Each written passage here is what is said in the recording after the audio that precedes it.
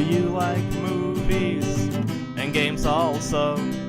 This and so much more, they all know. Vice, Pyro, Lotus, and friends. Welcome to Corrective Consciousness. Welcome to Corrective Consciousness, episode 116, the podcast where I explore the inanity of pop culture. I just like saying it like that. I'm your host, vysethebold, and this is... Lotus Prince. And PyroJackFrost. Oh, boy. That's the most understated reaction. It's like I'm in a fighting game. You're announcing my presence. No, I'm just thinking like you're ready to do a big presentation in front of everybody. Like, oh boy. It's like I'm in a fighting game, just like SNK Heroines, which they just announced Skullomania. You like that segue? Nice segue. I beat to it. Yeah. So I like that a skeleton is female because it has boobs. I just love the name Skullomania. It just cracks me up every single time. Yes, the name is great. Yeah.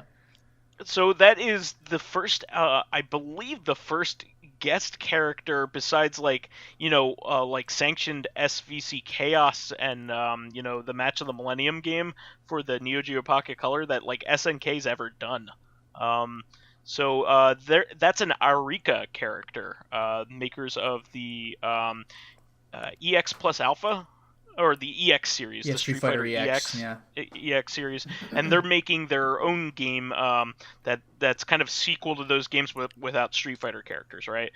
With all their original characters and new ones. They added Skullomania in female form, which is pretty awesome. Skullomania is one of those. Skullomania is kind of like a Sentai character, or like one of those like really theatrical wrestlers, just doing like poses before knocking you out, then doing more poses. Like yes, wearing like a red cape. He's awesome. Well, she's awesome, I guess, in this case. But there was a character that got underground attention, so a lot of underground attention, and pretty much is the reason why Arika is making their whole new game to begin with. So it's pretty cool.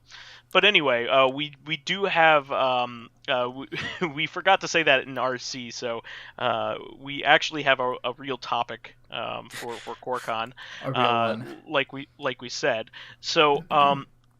We wanted to talk about our greatest video gaming accomplishments here. This is a pretty broad topic, but I wanted to. What brought it up for me in particular I know some of us do achievement hunting. Lotus does a bit of achievement hunting for games that he cares about the most, especially Binding of Isaac and Dark Souls games. Yeah, and Demon Souls. I'm not much of an achievement hunter, but there are certain accomplishments that I will want to do in the game, depending on what it unlocks or the significance of it. So what brought this up in my mind? And this can be for either an achievement or a particular boss or a particular really difficult level or something like that. If you any of these things are viable for this topic, but I brought it up in particular because I'm playing Hollow Knight right now, and the section that I'm in is a section called the White Palace. The White Palace is entirely optional. Probably. The White Palace is entirely optional, but is a requirement if you want to get the best endings in the game. Is it the most difficult dungeon too? It is more difficult than any other dungeon in the entire game because in a unique way. So the game in general is very difficult. In general. It takes a lot of skill to beat Hollow Knight. It is not the type of Metroidvania that like any person can play. It's a difficult one, and especially if you want to go through the entire breadth of the content, it would be very difficult if you were not good at games. So anyway, this section of the game, you can only get there after collecting a certain amount of one of the types of currency in the game that you get for beating dream characters, which are generally harder versions of the characters, the bosses that you've already fought. They're either more difficult or there are unique fights as well. But you get this, and you also get it for doing certain platforming challenges. You get some of this essence, is what it's called. Once you have enough essence, you can get a powered up essence blade essentially, and gain access to this area. Most of the difficult things in this game are difficult boss fights. You have to memorize patterns. You have to find ways of countering attacks from them, or finding a way to damage the bad guys without putting yourself in too much danger, or find a way to heal during the battles, because you can heal in this game. This area is essentially like the Super Meat Boy area of the game. So it really doesn't have many things to fight. There's a couple moments where you do have things to fight, but that is not why it's challenging. It's challenging because you have to go through these insane platforming challenges that are ridiculous. I've spent an hour on whole hours on single sections of this. Wow. These platforming I would have probably given up by then. Very difficult. I would not blame anyone in the slightest for not playing the section of the game. It is very, very difficult, and I could see somebody getting very, very, very, very frustrating and just saying, "Fuck it, I'm not doing it." And on top of that, there is a section towards the end of the White Palace called the it's get this, it is called the Path of Pain. So in addition to, if you want to get your best ending, you have to beat the palace, but then you have to find a hidden section called the Path of Pain, which is even worse of platforming challenges. They're awful. They're really, really, really difficult. A lot of them rely on your ability to wall jump, dash in midair, and use your second jump. But also on top of that, so the game kind of gives you a pogo ability similar to Shovel Knight or DuckTales. Yeah, DuckTales, yeah. In that, if you swing your sword and hit certain objects, you will bounce off of them. In particular, certain spiked objects will allow you to bounce off of them. If you bounce off of them, it resets your whether you could double jump again. Or this, dash. This sounds like a truly Mario dash. Maker level. Yeah. It absolutely is. It absolutely is. And I've gotten very far in it, but I am like exhausted by it. It's very, very, very, very hard. And if I didn't have a specific charm in the game that will regenerate one of my health after getting hit, I would even have a worse time doing it because of the way that the checkpoints are set up. So if you beat this, you get an extra bit of lore that is apparently pretty important to understanding like the nature of the game. So of course I want to beat it. That is meaningful content. I will go forward and do it with, but I won't like it. Yeah. So I know that feel. So in the spirit of that, I'm going to beat this. I've already made up my mind. It may take me some time, but I'm going to do it. It sucks, but I'm going to do it. And I will say, in the future, to people who are playing the game, probably go on YouTube for it, because it is just fucked up and difficult. But it's there if you want to do it. So at least it isn't for a minor. It's not for like a minor like heart container or something like that, like something stupid. Like in the end, they give you something substantial, and it's called the Path of Pain for a reason. It's kind of like your punishment. You need to go through this in order to get the truth. Is kind of the way that it's sold. So I don't know what it reveals, but apparently that's the nature of it. In saying that, did you guys want to talk about a couple of the things that you've done in games that you were particularly proud of, in terms of like achieving a certain thing or beating a certain boss or anything like that? Well, actually, speaking of beating a certain boss, before I start talking about my own stuff, I actually want to give you one more shout out just for beating Heart of Darkness, because fuck that final boss. Oh, yes. Yeah. Thank you. I watched that and I was like, you gotta be kidding me. Yeah, I have a couple, That but I'll let sucks. Lotus go first. Oh, I'm going for... Okay. Well, I mean, I've been playing a bunch of games, so I have a bunch. Some are better achievements than others. I beat Eternal Ring at all. I put up with its controls, but also beat the secret dungeon, which is insanely hard. Beating that boss was a nightmare. Getting the Eternal Sword, just cool swag to do that. I platinumed Demon Souls and Dark Souls. Those games are freaking brilliant. I beat Cave Story's Hell Dungeon. That place is That place is rough because you have to do it all in one life. Like, if you die... I mean, you have however many lives, but if you die, you have to start at the beginning. Like, there are no checkpoints in that dungeon. So if you die at the boss, you still have to do the whole dungeon over, and it's a brutally difficult dungeon. I don't know. There's definitely been other stuff, but I'm kind of swimming here. Oh, I guess in Onimusha 3, I think there are vests or some kind of shirt accessory you can wear that gives you some sort of ability or whatever. I got the black one, and to do that, you have to go through this training section where you have to counter enemies' attacks, but not the block counter way, the not block and counter way. So if you mess it up, you get hit. It is very easy to die, and it is very difficult to get through that. It took me a million years, but I did it.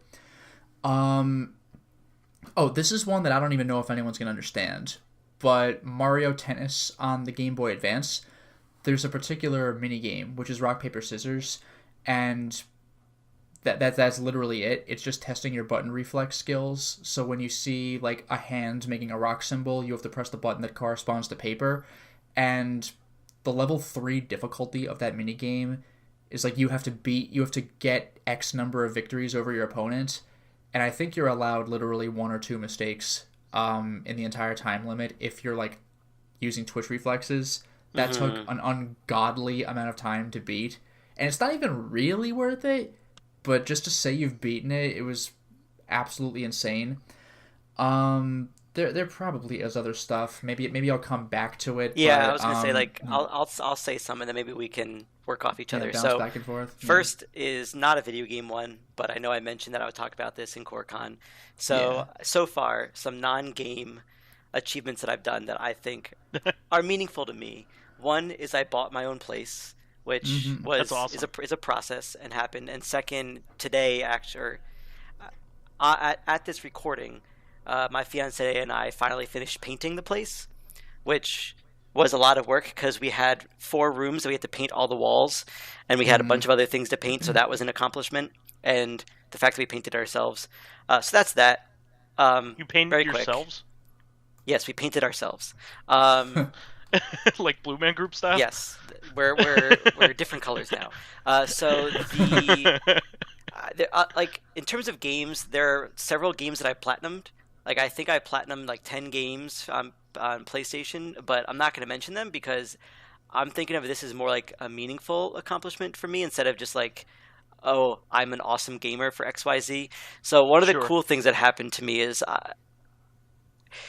for long-time listeners will know that I am a on and off again, let's say, Final Fantasy XIV player. The class that I play, because it's my favorite Final Fantasy class, is the Red Mage. Because, oh man, I mean, I guess it speaks to myself as I feel like I'm a jack of all trades, master of none, let's say. But the Red Mage in Final Fantasy XIV is pretty cool. Like the way that they're combat style works is they alternate black and white magic, but considering like black magic is fire and thunder, and white magic is earth and wind, and you alternate, and because you have to make both your black magic and white magic bars even, and what happens is you're doing that in melee range, and then when your bars are high enough, you can dash into close range and do a few melee attacks, and then you backflip out of that to start doing range attacks again. But also red mages can do some healing.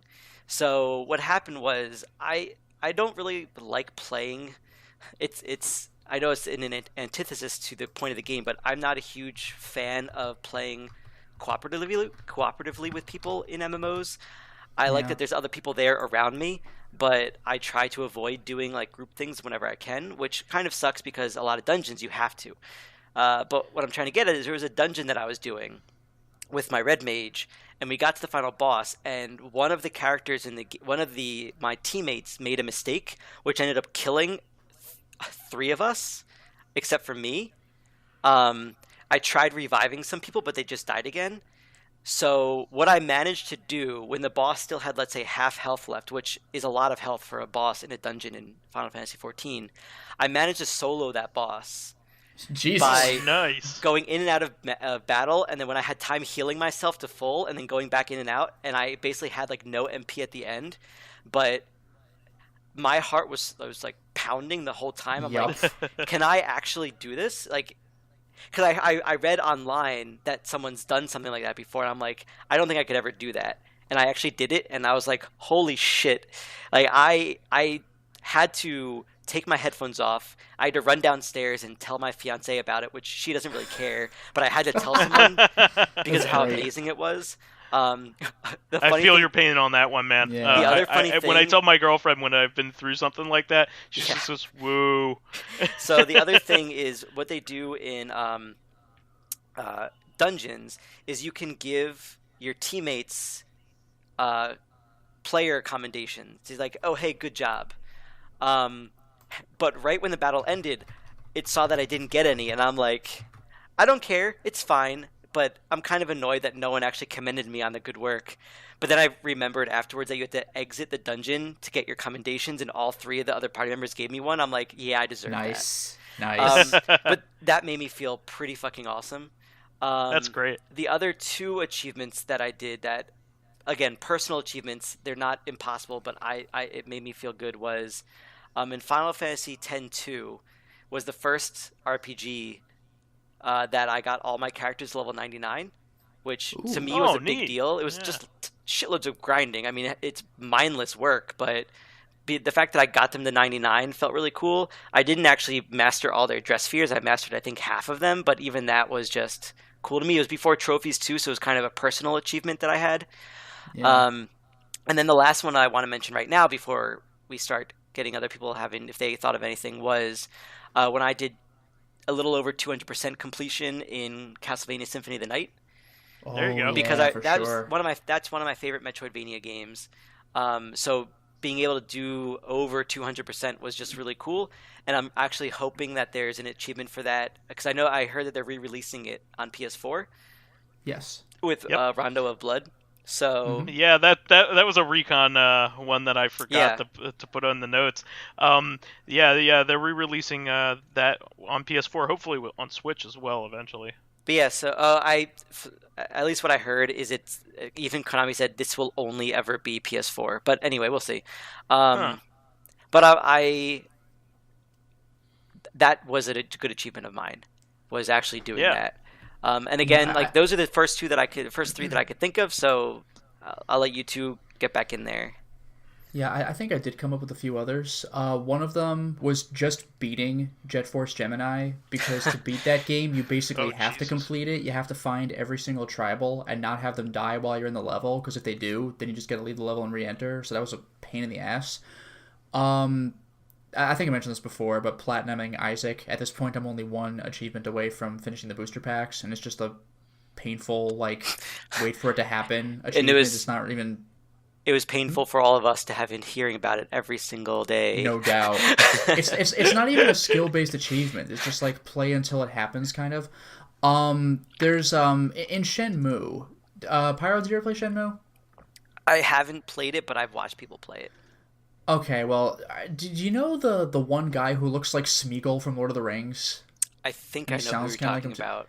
Yeah, like there's a part in the game where he picks a fight with you, and you're supposed to lose that fight, but it's actually possible to win it. And I actually was able to pull that off back in the Dreamcast after lots of resets, so it just felt good to actually take him out. This is one I've mentioned before, Yakuza 2, getting to Amon. Because I try to get to Amon in every Yakuza game, because that's not platinuming the game, but it's what I consider completion. I found like the hardest thing there is. So to do that, you have to beat every single sub-story, including... And Yakuza 2 was more unforgiving. In more recent games, you can retry if you mess up or something, but in Yakuza 2, you would either get the good completion or you failed but it's over like mark. So Gotcha. You had to actually do all of them, which this included a baseball sub-story where you had to hit 10 of 20 of this guy's pitches, but they were like wild, like spinning in the air like cartoon physics Christopher pitches. Robin kind of pitches. Yeah, no, they actually kind of were. They were like pure bullshit. I don't know if anyone actually gets that joke, but that was... We mentioned it a long time ago, but they're yeah. basically like the ball is going in different directions in the air and insane stupidity like that. Yeah. And there was also a golf mini game, like a golf sub-story where getting the ball in the hole wasn't worth enough points. The way you had to get like X amount of points was... Because this was going for a high score, not for par. So this was going for points. What you had to do to get the high score was to hit like the blade of the windmill as it was passing where your ball should hit. So you want to like hit the actual blades of the windmill in the air for like 100 points or something. But there was insane wind, so you had to like hit the ball like against the wind so it blows and curves back. It was like even with a walkthrough, it was really hard to do. Wow. So like the actual Amon fight wasn't so bad. It was just unlocking the Amon fight because you have to do everything else in the game, which was insane. One other thing I'm going to mention that is not my own achievement, I want to give a shout out to Mr. Ryu because sometime this past week, regarding what Pyro mentioned about FF14, Mr. Ryu actually with a team beat like God Kefka, like the savage Kefka. The savage battles in Final Fantasy XIV are like really difficult, and I heard like I'm glad that they are doing that. But even when I start playing 14 again, I don't plan on it because I feel like I just get frustrated. Kind of how Vice was talking about Hollow Knight. Yeah, and I think is yeah. I would try to do as much of the content as possible, but for any of the battles that I have to like prepare that much ahead of time, I don't know if I find it worth the time because that's not going to be the only game that I play. Yeah, I've mentioned this before on the podcast, but like Mr. Ryu had showed me a YouTube video of like this is how you're supposed to fight God Kefka. This is what you do. Like this is what this role does. This is what someone else's role does. So your team needs to be a well-oiled machine. Yeah, and it's like it's dancing. You had to know all your choreography perfectly to not die. Yeah, this is what happens when Kefka does this. This is what happens at this level of health. And the thing was, this how to beat Kefka video, the instruction video for how to beat him, was like a half hour long. And you actually wanted to watch the whole thing to understand it. So Mr. Ryu so this isn't even just Mr. Ryu's accomplishment. The whole team had to really be carrying. Like you cannot slack. And I was asking Mr. Ryu, if like... one member slacks, everyone dies. And speaking of everyone dying, I had asked Mr. Ryu before, like, about the healers. I'm like, oh, damn. Like, because I noticed in the video, even the healer was, like, wailing away at Kefka. I was like, wow, like, even the healer's fighting? And Mr. Ryu was like, yes, everybody must. Like, even the healer... I was like, oh, shit. This isn't a case where the healer hangs back and heals. It's like, no, whenever... Every single moment the healer is not healing, he better be chipping away because I think the fight is kind of timed. Eventually, Kefka just kind of decides to kill you. So like that fight was ludicrous, especially because it's Kefka. So he like plays with your expectations. Like he has an attack where a bunch of parts of the ground turn a different color, so you're like, don't step on those. But if he's facing a different direction, then you do want to step on the colored parts, and you gotta like know everything. It is out of contrul. And again, like I said, kudos to the people who are willing to put in that work, but I don't. Yeah, he actually did that shit. It's ridiculous. If in like 20 years in the future we ever do this same question again, I will still not have said I would have done a Savage raid because No, I was actually going to say I'm done. No, I was seriously about to say something similar. I've done a lot of like pretty crazy video game things, but I will never beat God Kefka in Final Fantasy 14. There's no way that's happening. Even among really good FF14 players who can do other Savage fights, not God Kefka. So the fact that Mr. Ryu got him is insane to me. Yeah, I thought of another achievement actually. Well, beating Bloodborne to me was a good achievement, big achievement because like those we talk really about these games a lot. Like the Souls games are challenging and you have to have lots of patience. I want to say they're skill based, but sometimes you could say it's just luck also and getting timing down. But it's the first and probably the only Souls game I'll beat because I had the time to play it. Which is ironic because it's like the hardest one because you can never block. I for anyone who says it's the hardest, part of me wants to disagree because I've beaten that one and I haven't beat any of the other Souls games. But I suppose. I look forward to playing Bloodborne. But go ahead. I have a few. A couple are like personal achievements. The things that like I guess would be mundane to other people, but it's not even like beating a couple things, but I kind of wanted to mention them because I think this is the only way I'm going to be able to tell these stories. So when I was a kid, I didn't really understand how to play RPGs or adventure games. In one of the very first PC game that my parents bought, because we just got a Windows 95 PC, was a very typical one for the time period. We got Myst on our Gateway 2000. Yeah, so we bought the guide to go along with it, but like I never really got the game. I really never even understood it and didn't put in the time for it. I don't blame you. So like I would always go around in the game and not know what to do. So like I would just be flipping switches hoping things would happen. Yep. And it turns out, what you really got to do is just read the books, like in the main thing, and then you get clues on what you're supposed to do from there. But I didn't understand that when I was a kid, and I also got like bored of it, I guess. Like I didn't realize that there was useful information in there, so I was just like, this is just boring. I'm gonna stop reading this. It's probably just flavor. But no, that's actually how you play the game. But when I was much older, I actually played the game and got to I beat the first age. I beat the what was it, Mechanical Age? The first one was the pirate ship, I think. Mechanical. I think it's called. There's Mechanical, Stone Ship, Channel Wood, and there's one more. But anyway, keep going. That's not important. Yeah, I beat the ship. One. Okay. And so I to me that was a really big thing because it was like an insurmountable thing when I was a kid, something that was impossible to do. And I kind of like lost my interest when I was playing, through, I think it's Channelwood is the sound. No, that's the Serenic Age. Channelwood is the treetops, like the tree house one. Yeah, the sound is the Mechanical Age. No.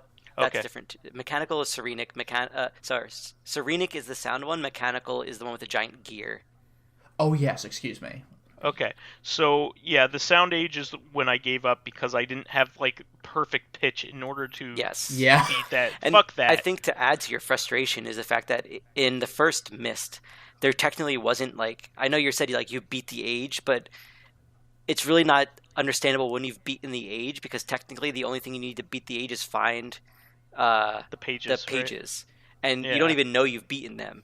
So like you said, I've been everywhere. I found these pages. Is that it? So in the first game, I could see being frustrating. Yeah. And the second game that I ever got for my PC. So these were both PC games. So like playing PC games was like a totally different experience back in the day. Now it's ubiquitous. PC games and console games have merged. But back then, PC games were a completely different thing than console games. So I played Stone Keep, and I could not get past like the first section of the game. Like I couldn't figure out how to do it, and it turns out that you can look at your map. which is something that I never learned that you could do. And then once GOG allowed you to download the game again, and buy the game again, I went back and I played it, and I got really far in that game. I didn't beat it because I lost interest or something, or got distracted. But I love playing that game, so I'll probably get back to it. But I got to the third level during that run. I got to the third section of the game. I think I made it out of the first level. I was borrowing a relative's copy, so I never got that far, but I liked what I saw. By the way, it's funny that you mentioned Stonekeep, because I actually remembered I was going to mention this is kind of a joke, but it's also a testament to my patience. I managed to beat the WiiWare Stonekeep Bones of the Ancestors. Oh, wow. I can't believe you did that. The game almost started getting good by the very end. I also have a couple other ones that I'm particularly proud of. Heart of Darkness all in one run was a really I recommend anybody who loves cinematic platformers, 2D cinematic platforms like Another World or Out of This World or Flashback is the other one from that era, or Prince of Persia from that era. That is a really great game in the vein of those games, and it can be played in one sitting if you know what you're doing. But I played it until the wee hours of the morning with Lotus way back in the day. Mm-hmm. So it was a great game, by the way. But I was actually going to bring up that I beat Gradius, the original Gradius. You can beat that? I beat it on one life. But here's the catch. With Gradius, it's much easier to beat it with one life than losing a life in the middle of it. Let's just put it that way. So if you lose in the middle of the game, it is much harder to progress. You might as well just start from the beginning again. And the reason being is once you get all powered up, especially at the beginning of the game, it's a lot easier to get all powered up. And also get to the point where you can take multiple hits and that kind of thing. The game just gets so hard in order to get back to a reasonable power level. Mm-hmm. So I beat the original Gradius, and I also beat Gradius 3 with only one life. Nice. On the Super Nintendo. And let me see here. I've beaten Contra on one credit as well, the original Contra. That was always something that I always wanted to do, because Contra was that game that I was it's the first game I ever beat on my own, but I always beat it with the Konami code. You know what I mean? So when I was a kid. So beating that game for real on only one credit was a big thing. I think I might have only lost one life or something like that too. So that was a big accomplishment for me personally. So I have another joke one. I managed to finish one stage of Mighty Number 9 and not kill myself. But a serious one is, I'm pretty sure in both Kingdom Hearts 1 and 2, I managed to beat Sephiroth, which is quite a challenge. Oh, neat. Yeah. That is, yeah. I remember seeing he's the Perry most do difficult that. boss brutal. in the game. Yeah, he's the hidden secret boss, and I think it was frustrating, and that was one of the few times when I actually tried a boss 20 times before I beat it. But yeah, that was back in the day an achievement for me. And I'm pretty sure you beat Lance Bass. Those are the only ones I can think about. I've been actually looking through my games libraries to see if there's anything I can think of. But that's the only other one I can think of that I've done. I'm pretty sure if you give me another week, I could probably think of a few more. But here's another one. Another one. And this is related to Pyro. I don't think you're gonna remember this, Pyro, but this actually happened at your house when I did it. Your old house back where we where we used to live. Mm-hmm. So I played Tomba 2 at your place. Oh yes, I remember Tomba 2. We played Tomba and Tomba 2 I don't remember quite 2, a bit. but I remember the first one. Well, I maybe it happened while we were talking about it or something. But oh no, I may have done this at my place, but we played a lot of Tomba together. Definitely the first one. Yeah. Well, in the second one, there is this mine cart where you have to collect 5 wreaths. by like rocking back and forth in the minecart, and there's one particular one that is incredibly difficult to get, and people in magazines talked about it as if it were impossible to get. At the time, they literally said that if you took a picture of you doing it, like they would put you in the magazine. Oh wow! Like that, it was that hard. I ended up doing it. Nice. But I think I did it because I did it in a way they didn't think of doing it, because it all relies on inertia while you're rocking back and forth in this thing. So in order to get it, you actually have to go all the way to the right and then all the way to the left, instead of just leaning as much left as possible in order to get it. It's like a physics thing. But yeah, I ended up getting that. I was really proud of that. And also, in the original Ninja Gaiden on the original Xbox, I got the Unlabored Flawlessness, which is the upgraded practice sword. Like the wooden sword, upgraded all the way, becomes like this gigantic whoop-ass paddle. And in order to do it, I needed to grind a lot, so that was a huge deal to me. Actually, I got a couple others. Donkey Kong Country 2 and 3, I had 100% did, like, back in the day, but more recently, I 100% did Donkey Kong Country 1, and that's a big accomplishment. Yeah, that really felt like an achievement to me, because that game always intimidated me in terms of like finding bonus areas and stuff, because it didn't mark them like with bonus coins like DK2 and 3 did. So even though I used a guide, it still felt really good to actually make it happen. Also, you need to collect all the Kong letters and all that too, right, in order to make that happen? I don't remember if the Kong letters factored into it, actually. Oh, okay. But you do. I mean, you obviously have to find all the bonus areas. You actually, I don't think you have to complete them. I think you could just outright fail them. Just going into the cave is enough. Maybe for DKC1 you had to get the Kong letters. I forgot. But in later games, you definitely did not need to do that. It was just an extra life. Do you get an acknowledgement for getting 100% in that game? Yeah, you do. Like, Cranky's just like, wow, like, but didn't think you could do it. That's incredible. There's no, like, bonus stage like in DKC 2 or 3. Also, just beating Galarians at all, because that's a difficult. Yeah, that game is basically, even with a guide.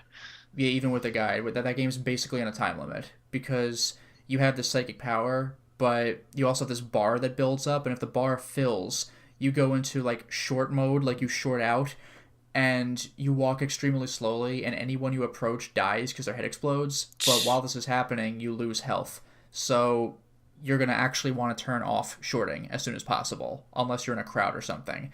So to do that, you have to pop a pill, but there are only so many pills in the game, so you're kind of on a time limit the entire game, so it felt good to make it through that. And Galarian's Ash, a similar principle applied, although I think you actually could grind for items, but fuck grinding. That final boss, I spent like a full hour on him. Wow. Trying and dying. That boss was the fucking worst. Like, in my Let's Play, you can see me trying and dying once, and then it goes to the successful take, but there is so much trying that you did not see, so it felt good just to beat that. Also, this is an obscure one to bring up, because this is an achievement that shouldn't exist, but the manner in which I beat Call of Cthulhu Dark Corners of the Earth, because that game was always a little scary to play, because apparently it was buggy and it didn't gel well with modern systems or whatever. So, but apparently even with the current iterations on Steam and GOG, your run speed is a little slower than I think it was in the original, like when you played it on your old computer, or if you played it on the Xbox or something. So there's an escape sequence in the game where if you take too long, then the ceiling collapses on you. It's not a matter of you dodging. It's just like, oh, you took too long, the ceiling collapses on you. And because the run speed is lower than it should be, people were saying online it's like impossible, like literally impossible. There were complaints to Steam and GOG about this. And it got to the point where, I don't know what Steam did. People just made each other aware on Steam, I guess. But GOG themselves, GOG support, just went ahead and linked to like a fan-made patch that tweaks shit. I downloaded the patch, but I didn't try very hard to apply it. But when I tried applying it, it didn't work. because I was running the game weird or something. But I actually did manage to make it through the escape sequence without the patch. Nice. But I had to bunny hop the entire way. I didn't think it actually made you faster, but it does, I guess. And I was trying for 40 minutes on this thing, and this is a Let's Play that was like a Patreon request. So I'm like, I really fucking hope I can beat this game. And the last thing I want to mention is just beating Thumper at all, because the game gets harder as you go, and that final level is the final boss is insane, and the levels after him are more gimmicky, but also very difficult. It got to the point where when I finally beat it, I was so excited. I was like, guys, I beat Thumper, and I think I tweeted I mentioned in my tweet like the company that like the developers, and like the developers themselves were like, oh, impressive. Like only select few people actually beat this game. I'm like, oh yeah, I was actually gonna say that the amount of people that have beaten the Path of Pain in Hollow Knight is extremely low. Apparently, like if you look at like the Steam achievements, something like 5% of people that own the game have done it. Yeah, it's kind of satisfying to see that on Isaac as well. It's like, oh. yeah, I'm sure it's been updated since I read that topic, but it's pretty cool, Yeah. But any last mentions before we move on to our other segments? No, like I said, if you ask me next week, I might have some more, but I can't think of any right now. There's probably others, but I don't know. I mean, I'm particularly proud that I got through Blighttown in Dark Souls as well. Actually, recently, regarding that, I'll give you one more shout out. The fact that you beat Sen's Fortress and only died once—that's ridiculous. Yeah. Even with my assistance, that's fucking crazy. I also beat the boss in one shot. Yeah, that's one of those bosses where once you know what to do, it's pretty simple, but that was your first time, so you're like, what happens now? And you nailed, like, destroyed him. I wrecked him. I mean, of course, I had your coaching during it, but it wasn't. Well, you had to do it. Yeah, and also I did have a summon. Yes. But again, even so, that's part of the game. By the way, one thing I look forward to is, you know how you've heard Old Man Stompy, Pyro, and I like all mention at some point Ornstein and Smog? Yes. That's your next goal. Yeah. So I'm in Anne Orlando now. So have fun. Anne Orlando's gorgeous, but that boss, man. Every section of the game is have fun. Like, well, I know, but the thing but this is really have fun. Yeah, Ornstein and Smog is the thing that, like, when you didn't really know anything about Dark Souls and you kind of heard mention it online, that's what the mention. You know how it's like Battletoads, the only thing you may have heard is the Turbo Tunnel? The Turbo Tunnel, yeah. Ornstein and Smog is it for Dark Souls. There are arguably harder bosses, maybe in the DLC, or maybe depending on your playstyle, you might find the Four Kings to be harder, but like, Ornstein and Smog was when Dark Souls really put its foot down and were like, we know this game is hard, but now we're gonna make a point of it. Like, Sen's Fortress is almost a joke with how stupid like those traps in the dungeons were, but Ornstein and Smog is like, no, let's put your skills to the test. It's great. Yeah, they so I heard that Blighttown was like always the thing that everybody complained about. So it's not the hardest place in the game, it just sucks. Yeah, well, I got past that with kind of ease. So I was pretty happy. I think I'm just properly leveled for this game, and so are my weapons. Yeah. And I've also been, taking my time. Mm-hmm. Patience is very important in those games. Yeah, and leveling weapons, seriously. Like, my sword is badass now. My longsword is really good. Yeah. Very useful. Once again, I recommend that you get a +10 fire longsword when you find the blacksmith and the ember to do that. Yeah, I'm gonna look into that as well. Yeah, and you still do not have the ember that allows you to get a +15 longsword. That's in New Londo Ruins, but trust me, you'd rather do Ornstein and Smog with a +10 than do New Londo Ruins ever. Yeah, well, I'm getting there. I already have the enchanted ember, and yeah. Do you know who to give that to? I gave it to the blacksmith in the New Orlando Ruins. Orlando, but yeah, that's the guy. Yeah, New Lando Ruins, and then I had one other ember that I gave to Andre. Divine. I forget. What's that? divine, or maybe just like regular, like I forget what it's called. The Super Ember, I think it's called. It's called something. Yeah, it lets you go to +10 instead of just +5. Yeah, I think that's so you could do one better than that, but it's in the Londo ruins, so you'll get it eventually. All right, well, we should move on to our regular segments. So Visa's way in. I'm back up to 253. However, I'm staying real stable, so hopefully I'll get back down. But I only went up a little pound here, so I'll be back to it. And so we'll move on here to fan reactions. Right. So we've got 2. So Living Corpse X mentioned this is regarding a character's physical, like some physical attribute factoring into elements of the plot.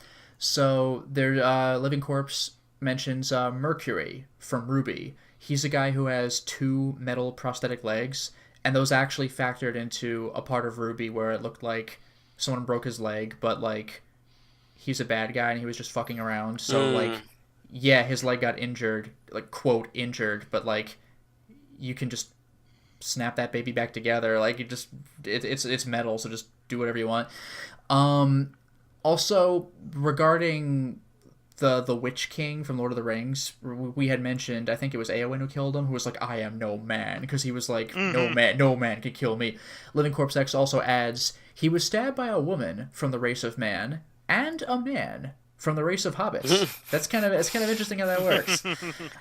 So General Ledger mentions no mention of Red Snake Sentho, but yeah, we had brought that up. Yeah, so he says I was going to say, so it's like, oh, okay. But he says I haven't played many visual novels. This is back to the subject of last CoreCon visual novels. But he says, I have played Princess Maker. In college, one of my friends had a bunch of us play it blind to see how we did. My playthrough ended as the Prime Minister married to an unnamed nondescript knight. Another friend ended as a knight in a political marriage to a dragon. The one friend that did get the princess ending was upset because he wanted his daughter to be a horse trainer. All right. As for books, like what books have you been reading lately? I've just finished Murder in the Orient Express. I'm debating whether to continue with Agatha Christie with And Then There Were None. That's another classic. A great one. Yeah, I love that one. Or start reading the Discworld series of The Color of Magic. So I'm going to be very biased with Discworld. I knew you were going that direction because I was going to say I haven't read Discworld, so no comment, but I hear nothing but good things. But also I have to say that And Then There Were None was like one of my favorite books that I had to read for English class in school. Yeah. So mine too, yeah. I think that, middle school, right? Yeah, I think that you wouldn't go wrong with either of those. Yeah, they're both very good. And Then There Were None has a great ending. I loved it. That was 7th grade. Yeah, 7th grade. Yeah, I don't remember what grade I read it in, but yeah, that's good. And Color of Magic. So, in terms of the Discworld books, Color of Magic is good. I actually just reread it recently. But if you're gonna continue reading Discworld, realize that after Color of Magic and Light Fantastic, his writing style really changes. I would say technically the only reason why you'd start with Color of Magic is if you want to read the books in order of publishing. If you want to actually read them, read like, let's say a better Discworld book, I would go with Men at Arms or Hogfather probably. Okay. I actually am on the Light Fantastic. I have the second one to read. I read Color of Magic. I have to say that it is a good book, but it actually gets better towards the end of the book. And it's one of those books that has to hit its stride. It has some good world building in it because it has to describe what Discworld is. Yeah. But that's kind of essential to.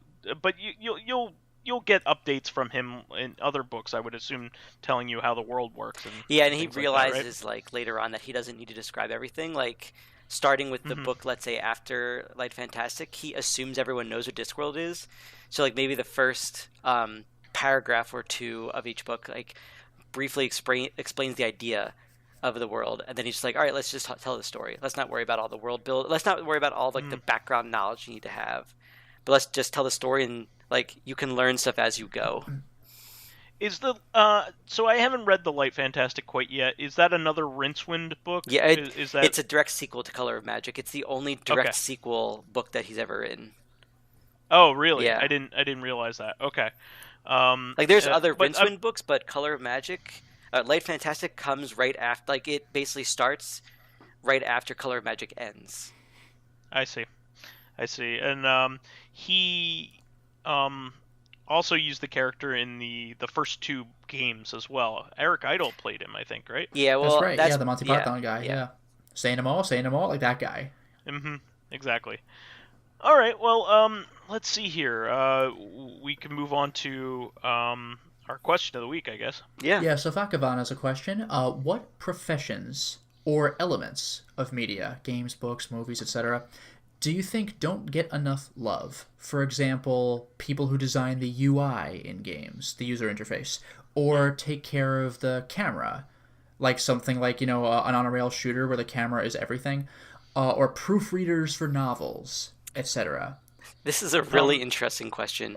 Probably the first thing that comes to mind for me, I think, would be movie editors. Like there was a really viral video that went up a few months ago about Star Wars, like the first one, A New Hope, where before editing, if you had watched it in its original state, it would have been like a halfway decent B sci-fi movie.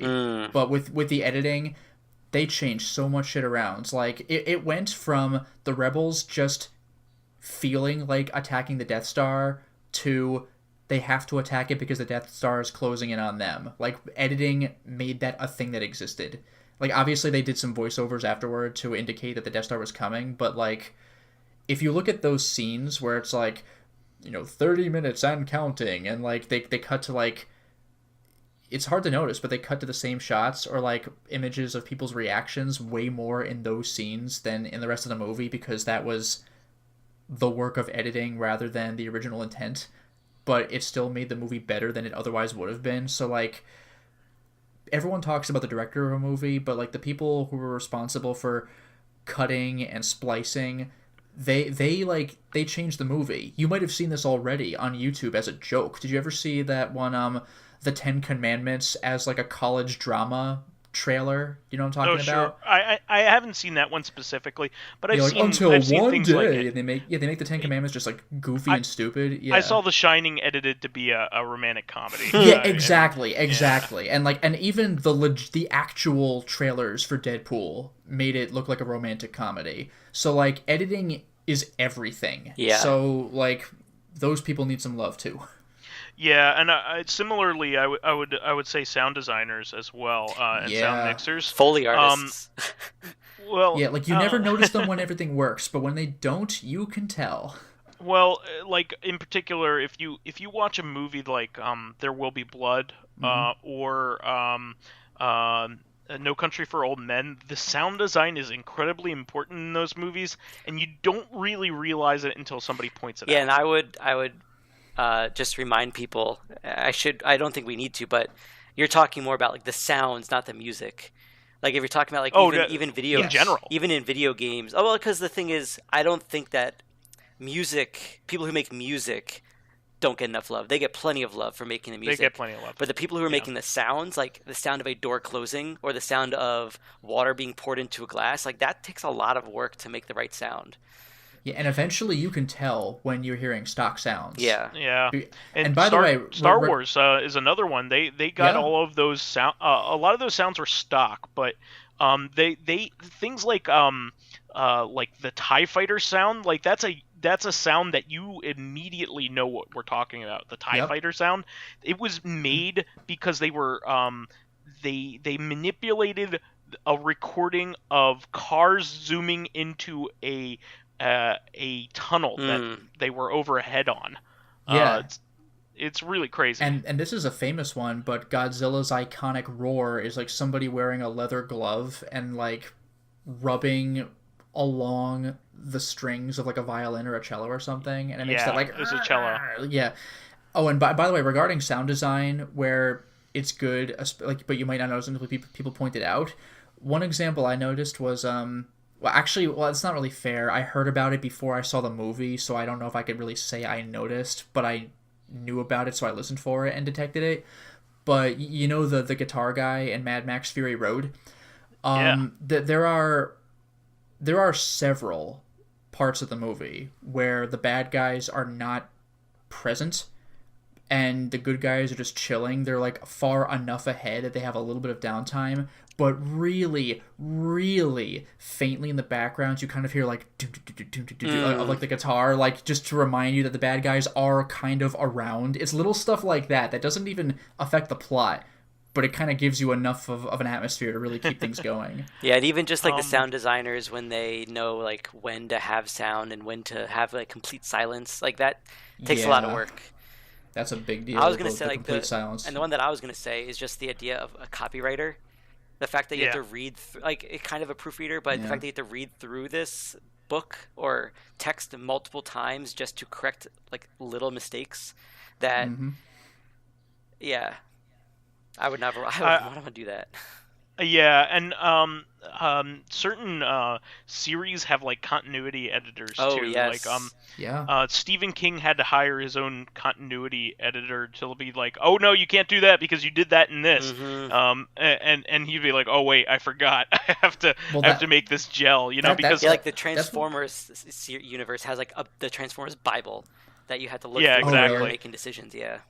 Now, I remember Perry had told me one of the reasons George R.R. Martin is taking so long to release his books is that his fans, because you know how if the copywriter, or excuse me, the continuity editor doesn't pick it up, one of the millions of fans will. And, like, there was, like, obscure bullshit, like, I think the sex of one of the characters' horses changed from book to book, and people called George R.R. Martin out on that. So he's like, this is why I'm taking so fucking long. I'm nitpicking everything. Also Domino's. He orders Domino's pizza apparently every night. Oh boy, I would advise against that. Move to the tri-state area, dude. Get some real pizza. Exactly. Domino's is like the Taco Bell of pizza. I tastes love good how enough. Lotus is the one going. Broaden your horizons, man. I know. Domino's though is like stories. you could do worse than Domino's, but like. You could do way better. Go to Al like John's. Papa John. It's like it's when you don't want to leave your house and you want pizza, but you don't want real pizza. Yeah, it's like Taco Bell. It's its own thing. Yeah, it's its own thing. That's a very good way of putting it. Like it's its own craving. It's a separate craving. Yes. It's its own category. So I know what you mean by that. Oh, actually, here's something that I think Pyro in particular would appreciate. Because Vakavana mentioned the UI. I don't know if this quite counts as UI, but just menu design in general, but especially in like Persona 5, definitely. Like, and I think all those things, like when you think about it, the people who get let's put it this way, the people who get the most love are people who make the music, the people who do like the art because you sell art books. The director of the game. The director of the game. Writer of the game sometimes. But anything that deals with like art or the music or the general design of the game get enough love, but like everyone else doesn't get enough love. So UI design, all the coders, like there's a lot of games require tons of coders, just the AAA games to make it work, and they don't get any love really, except if unless they're known. Actually, one thing from this is still true now, but it's less urgent. So I would say from the PS2 and before era is the QA people who made sure that the game was in a stable enough way to be released, because it's never going to be patched because patching doesn't exist. Actually, didn't exist. That's a good one. Just in general, QA design and testers. I remember when I was younger and my parents wanted me to start thinking about what I wanted to do with my life. I'm like, oh, I want to be a video game tester. And they're like, are you sure you want to do that? And I started to like research it more.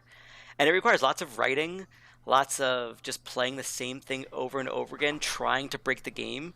And you're not just beating 100 games. It's not like you're just playing games all day. You're trying to break games, and it can get very repetitive. So that's the pace terrible.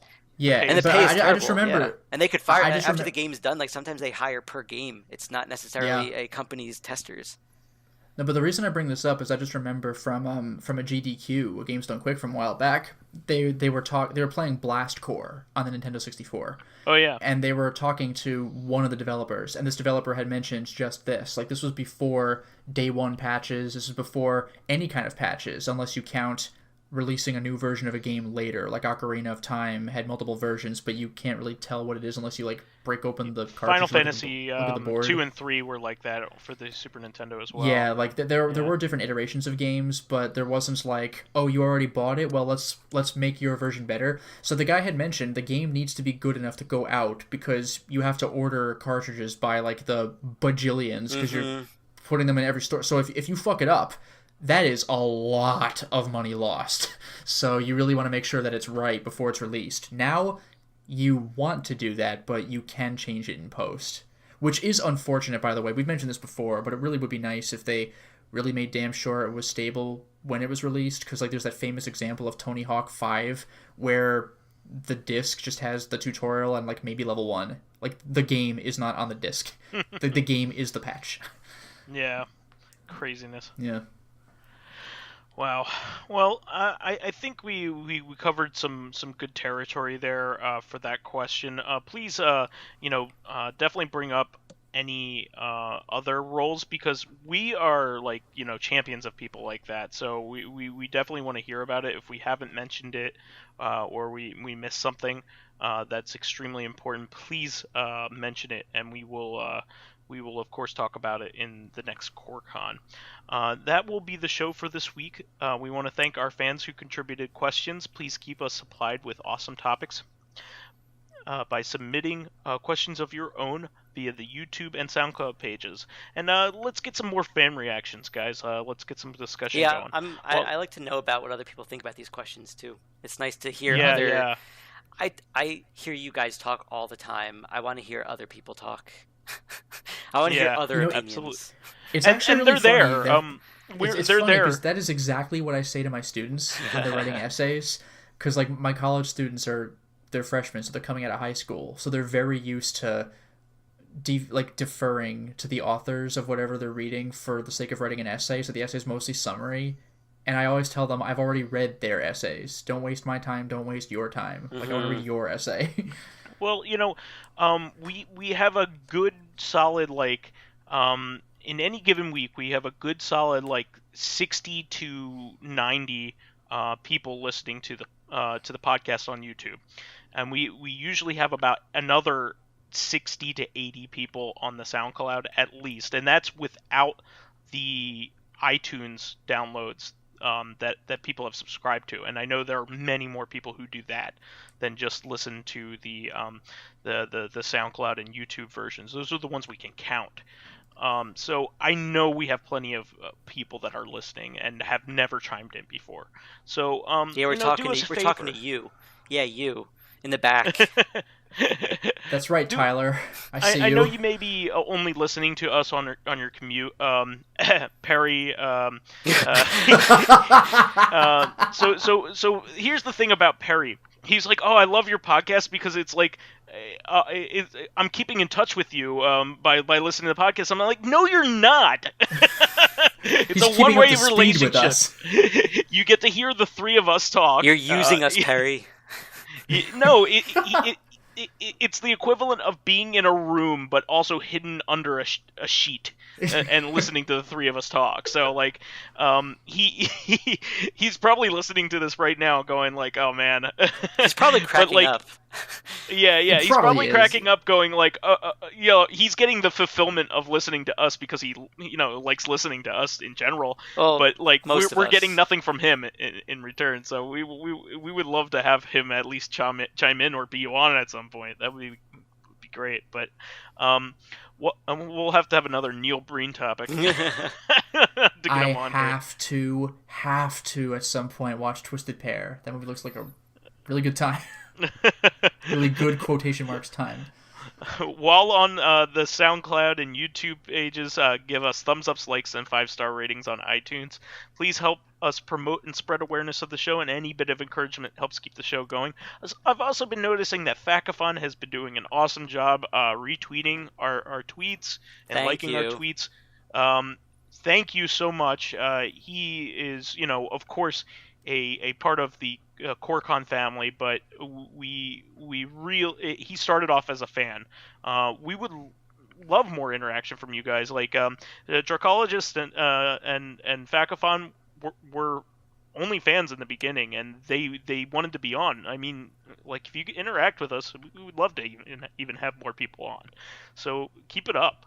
You can also catch us on Tuesdays on our sister podcast, Corrective Consciousness, the in-depth look at this week in our lives. Finally, you can friend me as vysethebold on Steam, PSN, Xbox Live, Twitter, Battle.net, and Switch.